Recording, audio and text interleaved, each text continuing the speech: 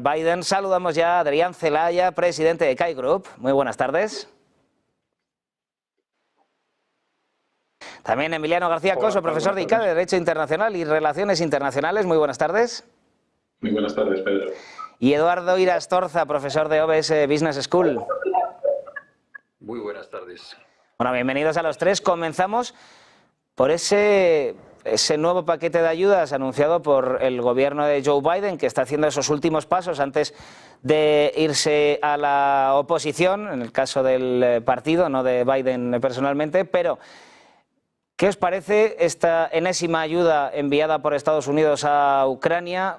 ¿Qué conclusiones sacáis? Comenzamos por Adrián, por ejemplo. ¿Qué conclusiones sacáis y, sobre todo, qué efecto puede tener unas ayudas que se han ido repitiendo durante todo este conflicto?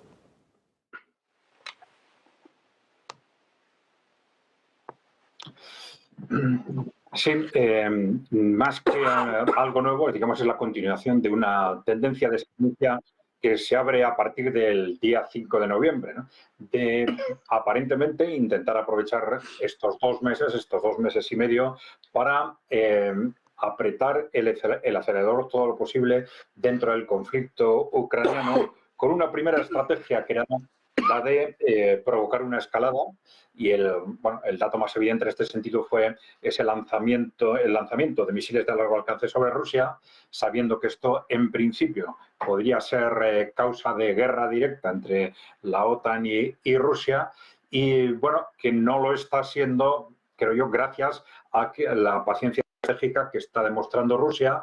En principio, porque están ganando la guerra, y en segundo lugar, porque están esperando aparentemente a ver si ese cambio estratégico en las políticas internacional de Estados Unidos con respecto al caso de Ucrania en particular, si se verifica o no a partir del día 20 de enero. Nos quedan 3 semanas y parece que ese es el contexto en el que se están moviendo todas las partes implicadas, y desde el punto de vista de la administración norteamericana en concreto, pues ya vemos lo que está pasando. Pues de día en día es una medida tras otra, intentando o bien escalar el conflicto, que parece que no lo están consiguiendo, y por otro lado reforzar al máximo a Ucrania, al gobierno ucraniano y al ejército ucraniano, con el fin o bien de prolongar el conflicto lo más posible, o hacer lo más difícil posible para un futuro gobierno de Donald Trump digamos, ese impulso de que están hablando, ese avance hacia un contexto de paz, hacia acuerdos de paz. Estamos viendo cómo un día es este lanzamiento de misiles contra Rusia, al día siguiente es un atentado, al día siguiente un incremento de las ayudas, pero bueno, son todo medidas que se reproducen de forma continuada, un día, otro día y otro día. Nos quedan 3 semanas, y 3 semanas durante las cuales podemos esperar absolutamente de todo, porque el acelerador está apretado hasta el fondo por parte de la OTAN y por parte del gobierno de Estados Unidos. Eduardo, ¿estás de acuerdo con que estas políticas por parte de Joe Biden son provocaciones hacia Rusia, y Rusia está siendo más paciente? Yo la pregunta que me hago es si esto se lo habían contado a Trump, ¿no? Como ha dicho Adrián, realmente están apretando ese acelerador. ¿Se lo han dicho a Trump? Porque no tiene mucho sentido que un presidente de un país como Estados Unidos, un presidente saliente sin apoyo en las 2 cámaras, se tome las libertades de estar tomando decisiones que condicionan gravemente el futuro del conflicto en el que estamos, ¿no? En todo el mundo. Ahora, cuando hablemos de Siria, me explicaré un poco más extensamente. Creo que efectivamente las semanas que nos quedan nos podemos encontrar con cualquier cosa. Yo no sé si se lo están poniendo difícil a Trump, o si Trump es partícipe de esta historia y están jugando al poli bueno y al poli malo. No lo sé. Realmente es muy difícil saberlo. No creo que ni el propio Biden lo sepa, ¿no? En las próximas semanas se va a ver un incremento de la actividad bélica en la zona, indiscutiblemente. ¿A quién conviene esto? Pues yo creo que no es a Ucrania a quien le conviene, al pueblo ucraniano, porque la guerra prácticamente la tienen perdida. No estoy expresando una opinión, sino remitiéndome a los hechos. en las últimas semanas han incrementado enormemente su territorio ocupado y están a punto de deshacerse de los ucranianos en Kursk. Con lo cual, esa prolongación de la guerra no solamente no va a llevar a poco, ese apoyo indiscriminado va a llevar a menos, y lo que tiene que hacer Ucrania en estos momentos es empezar a pensar en el escenario posterior. Aunque yo creo que le deben de haber vendido esa ayuda o ese entendimiento con el nuevo gobierno sirio como una forma de extender un conflicto, que es lo que siempre hemos temido, ¿no? Que desde el Báltico hasta el Mar Rojo estemos en guerra, la OTAN, el resto del mundo. Y eso es un poco la situación. Yo creo que es muy difícil predecir los próximos pasos. Lo que sí está claro es que la administración Biden se resiste a no abandonar el poder sin dejarle las cosas lo más difíciles posibles a Donald Trump.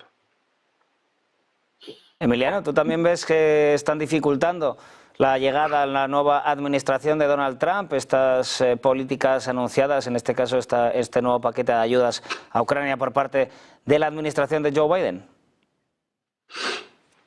En el fondo, lo que está haciendo la presidencia del gobierno Biden es cumplir con el compromiso que había adquirido con los ucranianos de mantener el apoyo incondicional hasta el último día de su presidencia, suministrar la ayuda que ya había sido aprobada, el paquete final de 180.000 millones de dólares, que es una partida adicional, y sobre todo ante la circunstancia que los rusos siguen atacando todas las infraestructuras energéticas de Ucrania, desde Kiev a otras ciudades, intentando que haya el apagón invernal y que todos los ucranianos mueran absolutamente de frío.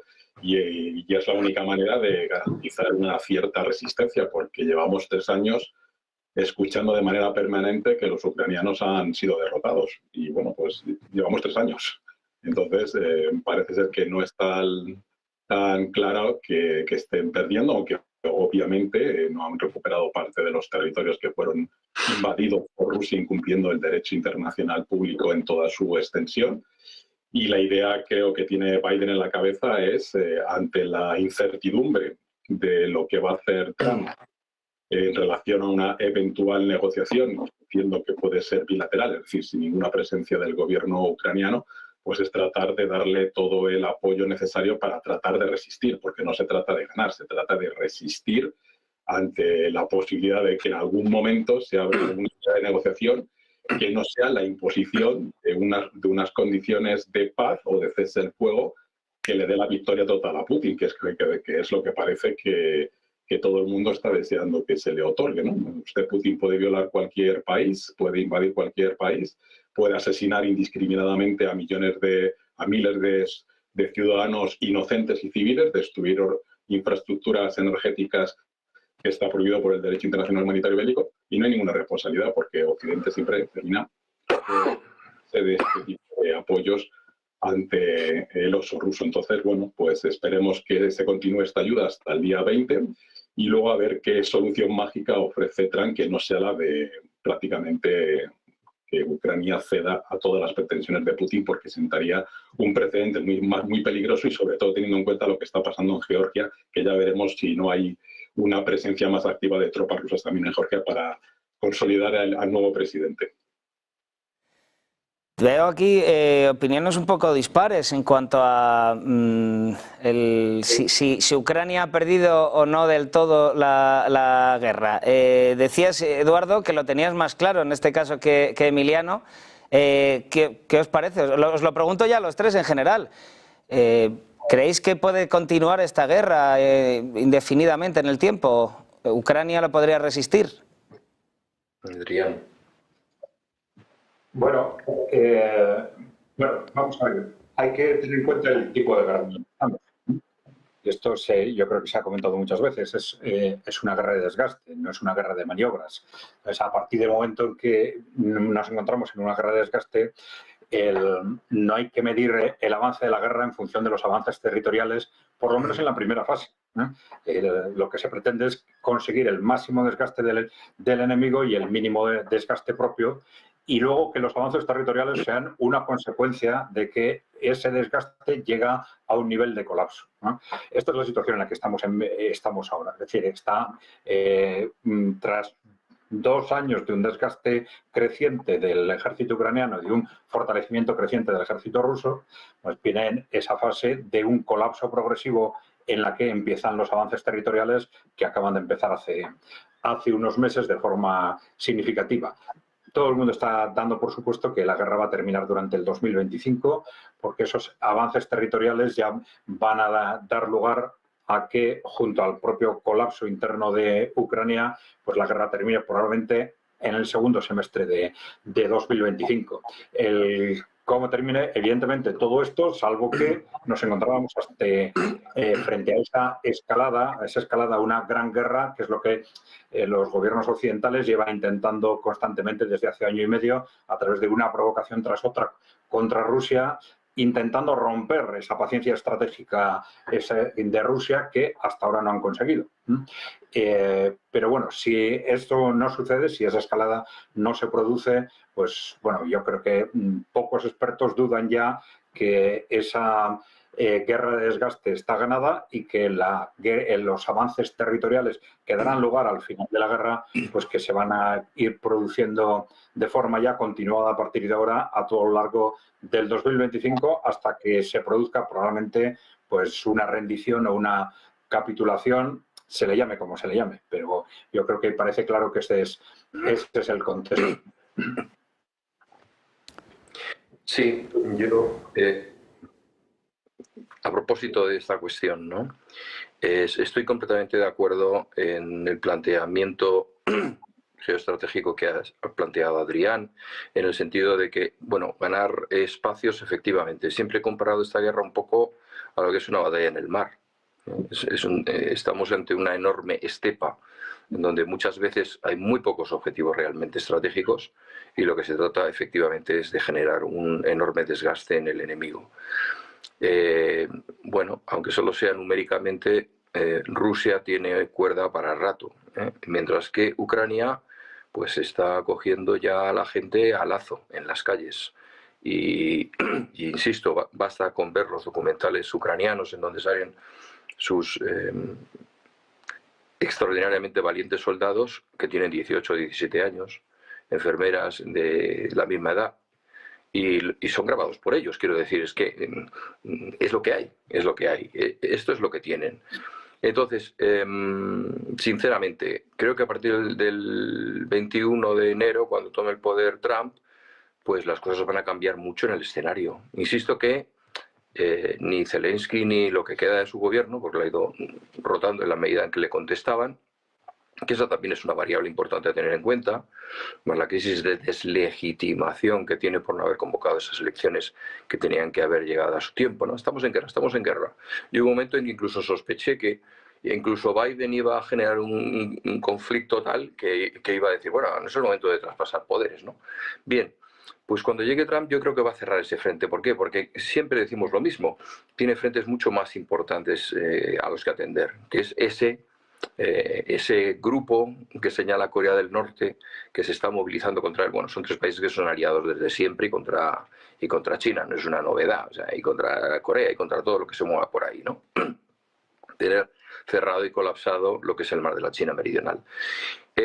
Trump va a cambiar esto y va a decir, mira, vamos a seguir, tenemos ya, por lo pronto, 4 años sencillos de tranquilidad, He movido a mis chicos, les he cambiado el turbante por una corbata, he pedido disculpas por quemar los belenes cristianos, no está trascendiendo ningún tipo de noticias sobre las brutales represalias que se están haciendo en Siria ahora. A cualquier persona sospechosa de haber colaborado con un régimen, que es muy difícil no colaborar con un régimen después de 20 años, ¿no?, que llevaba a la familia, ¿no? De alguna manera a lo mejor le han vendido, pues qué sé yo, unas fotocopias y ya, pues ya están en el ajo, ¿no? Con lo cual yo creo que debe haber una limpieza muy importante. Creo que si han llegado al poder ha sido con la ayuda de Estados Unidos. No me cabe ninguna duda de que esta nueva franquicia de Al-Qaeda, pues una vez más la CIA está detrás de ello, la CIA de Biden encima. Con lo cual, bueno, pues veremos también cómo se cambia cómo se cambia la dirección de la CIA, que se suele coincidir con cualquier cambio de administración que ha habido, ¿no? Trump no es nada sospechoso de quedarse callado, con lo cual, si estuviera a favor de lo que se está haciendo ahora mismo y de las medidas que se están tomando, ya hubiese dicho algo, ¿no? Ese silencio a mí es lo que más me desconcierta de toda esta historia, he de reconocerlo, ¿no? Pero sí creo que va a pasar página. Creo que Zelensky va a seguir los pasos de Bashar al-Assad, o sea, se tendrá que ir a otro país, no a Rusia, por supuesto, sino a Inglaterra o a Estados Unidos, y otra persona negociará un acuerdo de alto el fuego. No soy tan optimista como para hablar de un acuerdo de paz, ni de otro tipo de acuerdo, ¿no? Vamos a parar esto, y Trump, con una habilidad característica de un negociador, dirá: queridos europeos de la OTAN, ¿queréis que la OTAN siga viva? Pues adelante, ahí tenéis Ucrania, a sostenerla. Que os toca y os pilla cerca. A mí tengo un océano por medio. Bien, yo creo que para bien o para mal, el resultado de esta guerra va a determinar gravemente el futuro de la OTAN, a la que creo que está herida prácticamente de muerte como organización. Ya hay muchos países que están actuando por libre, que están mirando hacia el futuro por libre. Alemania, Italia, lo hemos señalado en otros episodios, ¿no? Italia, Reino Unido y Gran Bretaña van a generar su propio avión de combate, pasando absolutamente del resto de los miembros de la OTAN, lo cual es pues, muy significativo, ¿no? Y cada uno mira por lo suyo. Ya no hablemos de los recursos energéticos. Putin ya ha dicho que no va a dar petróleo a Europa hasta... veremos si el año que viene, etcétera. O sea, se ha dado cuenta que puede sobrevivir sin colocar el petróleo en Europa, con lo cual es una situación muy cómoda, y que va a obligar también a los europeos a sentarse a la mesa y entenderse con Putin. Entenderse con Putin en acuerdos comerciales y en acuerdos que permitan una independencia respecto al eterno socio americano, que realmente es una verdadera amenaza para la consolidación de Europa, ¿no? A mí me recuerda un poco la idea de esa Europa dividida, la famosa frase de Mitterrand cuando dijo: amo tanto a Alemania que me gusta que haya dos, ¿no? Pues yo creo que ama tanto a Europa que le encanta que haya 27 naciones, ¿no? 27 naciones que sumadas pues no llegan ni siquiera a competir con el segundo o el tercer gran grupo económico mundial, ¿no? Difícilmente, y mucho más en los próximos años. Con lo cual yo sí creo que el régimen de Ucrania tiene los días contados, pero no porque Zelensky o los ucranianos no estén dispuestos a seguir dándolo todo. Siempre se dijo que están dispuestos a ayudarles hasta el último ucraniano, ¿no? Yo creo que eso es verdad, pero por ahí no va a aparecer un marine pero vamos, ni de casualidad, nunca, jamás, nunca. O sea, ya cada vez que han salido de casa les han dado una paliza considerable, ¿no? Países semidesarrollados como pueden ser Vietnam o Afganistán, ¿no? Con lo cual, pues yo creo que Trump, que es lo suficiente pragmático como para entender esto, dirá: vamos a centrarnos en quien realmente está haciendo que cierren las fábricas de automóviles de Detroit, que es China. Vamos a centrarnos en los que hacen más chips que nosotros, que puede que sea China, hacen más teléfonos que nosotros, y los rusos, tío, les están haciendo cohetes, déjales. O sea, nuestro tema es otro. Rusia ha mantenido una posición importante en el mundo durante las últimas décadas, no en función de su poder económico, sino de la amenaza nuclear que representa. Son los dos únicos países, Estados Unidos y Rusia, que tienen más de 5.000 cabezas atómicas. Luego ya viene China con 1.500 y luego ya el resto, ¿no? Muy por detrás, ¿no? Siguiendo la regla de Pareto del 20-80. Y yo creo que ese es el escenario que vamos a ver, un escenario en el que alguien descolgará un teléfono rojo, o bien en Moscú, o bien en Washington, y dirán: oye, vamos a hablar de esto, ¿no? Ya toca. Soy una persona muy honesta y hasta ahora no me he querido meter en el ajo, pero ahora soy el presidente y vamos a pasar página.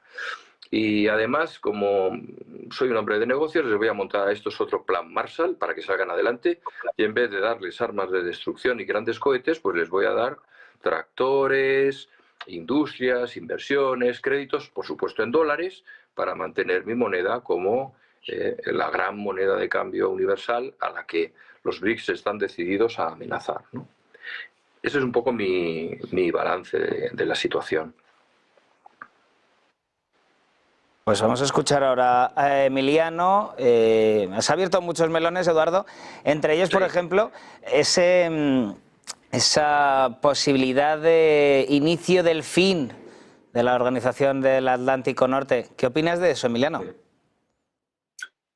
Pues independientemente de lo que haga el señor Trump, que obviamente tiene algunas cartas encima de la mesa, bien dentro de la OTAN o bien volviendo a retomar un poco la idea original de crear una organización de defensa propiamente europea, ya como una necesidad frente a Rusia y sus pretensiones de volver otra vez al imperio de los zares, pues sería necesario, o bien seguimos dentro de la OTAN y reforzarla desde la perspectiva europea con las limitaciones presupuestarias, tecnológicas y armamentísticas que tenemos, pero en algún momento habrá que empezar, por lo menos para ser estratégicamente autónomos, tanto de Estados Unidos como de cualquier otra potencia vecina, o bien relanzar esa idea europea que fracasó en su momento por falta de voluntad, pero ya han visto la amenaza. Estados que nunca pensábamos que iban a llegar al 4% de su PIB en defensa ya lo están invirtiendo. La OTAN, que estaba en vías de extinción, pues ha sido revivida por las actuaciones de Rusia. Entonces, pues o sea, todos los objetivos que pretendía lograr el señor Putin lo ha fracasado. Finlandia y Suecia dentro. Las nuevas pretensiones de los que entran como una de las condiciones de volver a entrar dentro de la OTAN porque se sienten amenazados, es decir, que una organización que estaba en vías de extinción, pues gracias al señor Putin otra vez ha retomado vida. Entonces, si Trump nos vuelve a amenazar con salirse, pues lo tendremos que aceptar porque no hay más remedio, es una decisión de un gobierno democrático y habrá que aceptarlo, pero entonces tendremos que optar por la defensa propiamente europea con las limitaciones y tiempo que nos llevará a construirla. Pero si no, es que estamos en peligro, porque realmente, si al final el señor Putin se sale con la suya después de invadir un país, matar a miles de ucranianos, tener a 6 millones de refugiados ucranianos repartidos por el mundo y seguir destrozando un país simplemente por esas pretensiones, pues entonces las sociedades europeas, tal y como la conocemos, están amenazadas de forma permanente. Ya lo estamos amenazados con campañas, con intervenciones en elecciones en Rumanía, en Hungría, en Georgia, etcétera, etcétera, y si no, nos pondremos en manos del señor Putin y no creo que sea ese el camino que las sociedades europeas, que tanto hemos logrado alcanzar los niveles que tenemos de democracia y de libertades, nos quedemos en manos del señor Putin y de sus pretensiones zaristas. Hombre, y por terminar este bloque, Adrián, estaba leyendo antes pues estas palabras del del ministro de Defensa eslovaco, dice, ha asegurado que Ucrania va a tener que terminar cediendo territorio para lograr la paz con Rusia. ¿Crees que esto será así en este posible final del conflicto? Bueno, yo creo que eso es algo de lo que ya está hablando todo el mundo. Hasta el gobierno ucraniano, hasta Zelensky, en los últimos meses ha dejado entrever algo de este tipo, ¿no? Sí, yo creo que esto es algo evidente, pero no es lo más importante, ¿no? Es decir, evidentemente hay una parte del territorio de Ucrania que va a quedar dentro de la Federación Rusa, pero va a haber una segunda parte que es que va a ser consecuencia del fin de la guerra, que es el futuro institucional del resto de Ucrania. Es decir, exactamente igual que a través de ese golpe de Estado que dimos en el año 2014 entre la Unión Europea y Estados Unidos para derribar a un gobierno que era ucranianos, pero era democrático. A partir de entonces, con el objetivo de instaurar gobiernos rusófobos que fuese una especie de portaaviones contra Rusia, pues digamos en un movimiento a la inversa, probablemente el resto de Ucrania necesitará una nueva configuración institucional que ya no sea una Ucrania obsesivamente beligerante contra Rusia, sino que sea una Ucrania neutral o, ¿por qué no?, pues que poco a poco se vaya acercando al bloque del este, que miren más hacia el este que hacia el oeste. Pero, claro, todo esto, incluso hay algo más importante, que es el origen del problema, es decir, del que se ha hablado durante muchos años y que Rusia ya dijo repetidamente que era la cuestión clave para evitar que se produjera la guerra, es decir, la necesidad de llegar a un acuerdo de seguridad estratégica en Europa, un marco de seguridad estratégica que fuese aceptable por las distintas partes. Bueno, pues esto va a haber que hacerlo al final de la guerra, necesariamente. Y claro, esa negociación de un marco de seguridad estratégica es incompatible con la OTAN, porque la OTAN, ¿qué objetivo tiene en este momento? Pues cercar y atacar a Rusia. Desde los años 90 termina la Unión Soviética y expresamente recogido así en la doctrina Wolfowitz, y esto es al final lo que ha sido el objetivo de la OTAN en estos últimos 30 años. Si se quiere tener un marco de seguridad estratégica, la OTAN no puede existir, ¿no? Entonces, esa va a ser una cuestión clave, pero es que a la vez va a venir probablemente una verdadera convulsión política en Europa Occidental que seguramente va a llevar a cambios estructurales que van a ir mucho más allá de la OTAN. Europa Occidental tiene acumulados problemas estructurales de tipo económico, de tipo social. Hay un evidente cambio en la composición política electoral en muchos países. Ya hay países como Eslovaquia o Hungría que se han desmarcado ya de forma clara de lo que son las políticas estructurales de la Unión Europea, de la OTAN, de las políticas belicistas, etcétera. Y hay más países donde esto se está moviendo. Claro, todo esto está creando una situación de pánico en la élite política y sobre todo corporativa occidental que está llevando pues, a actuaciones disparatadas como lo de impulsar. Ha habido otras anteriores, pero bueno, el atentado contra Fico, el primer ministro de Eslovaquia, la actual revolución de colores para derribar al gobierno de Georgia, el atreverse incluso hasta anular unas elecciones porque ha salido alguien que no nos gusta en un país de la Unión Europea, como es en Rumanía, ya nos está advirtiendo que podemos estar preparados para todo y que muy probablemente a partir del final de la guerra en 2025 vamos a tener un periodo muy convulso políticamente en Europa Occidental. Cuando ya desde distintos gobiernos de Europa Occidental se está hablando de que hay que prepararse para una posible guerra con Rusia, están repitiendo una y otra vez, dentro de 5 años o entre 5 y 8 años, pues muy probablemente están pensando en irse preparando durante estos años para una posible guerra contra Rusia cuando Trump ya no sea presidente.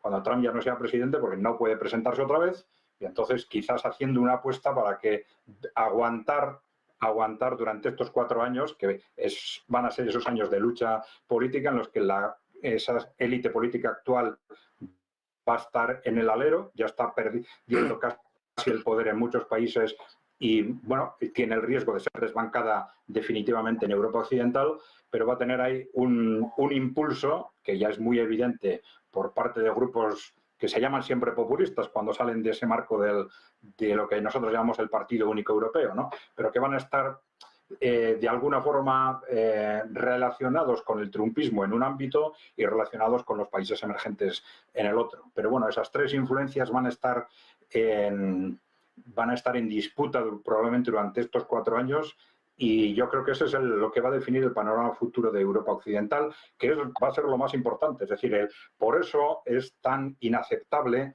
para esa élite europea la victoria rusa en Ucrania. Es decir, porque para ellos es una cuestión de vida y muerte. No es una cuestión de Ucrania, es una cuestión del propio futuro de esas élites corporativas en Europa Occidental y probablemente también en Estados Unidos. Veo a Emiliano con cara de querer entrar.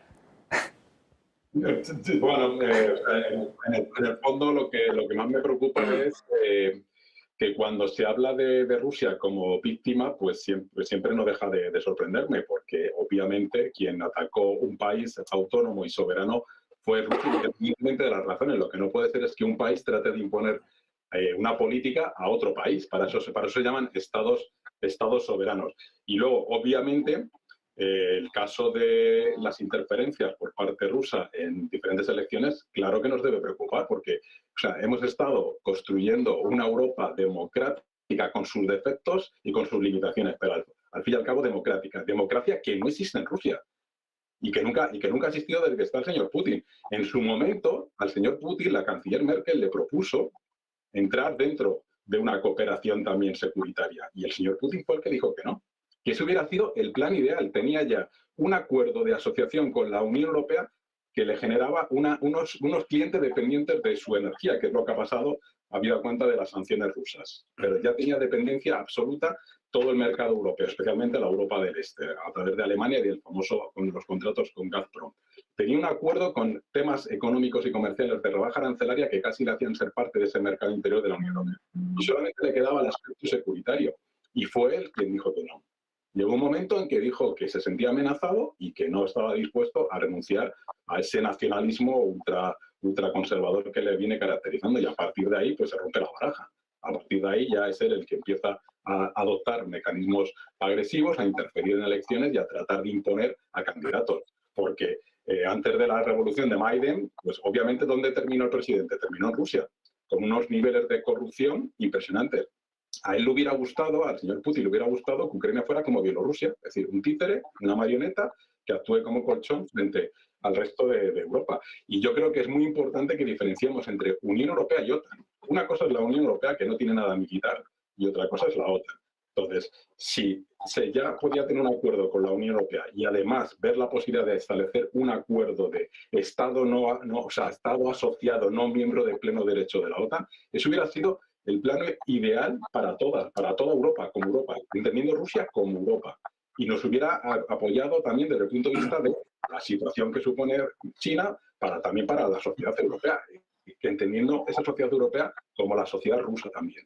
Pero todo esto, desde el momento que el señor Putin tiene otra visión, una visión anclada en la Guerra Fría y en su experiencia en la República Democrática, a partir de ahí se rompen todas las reglas de un juego que nos podía haber beneficiado a todos, tanto a la sociedad rusa como al resto de la sociedad europea. E incluso nos hubiera dado una cierta autonomía respecto a los Estados Unidos también, ya que se pone en ese plan.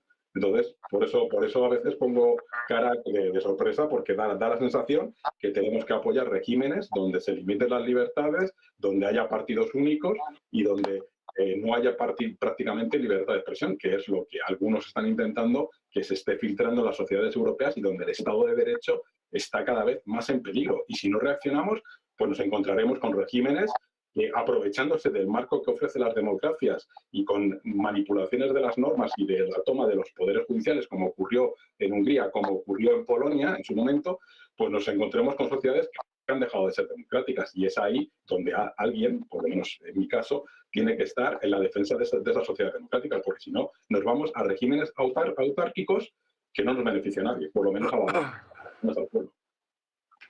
Un poquito de tema, pero no demasiado.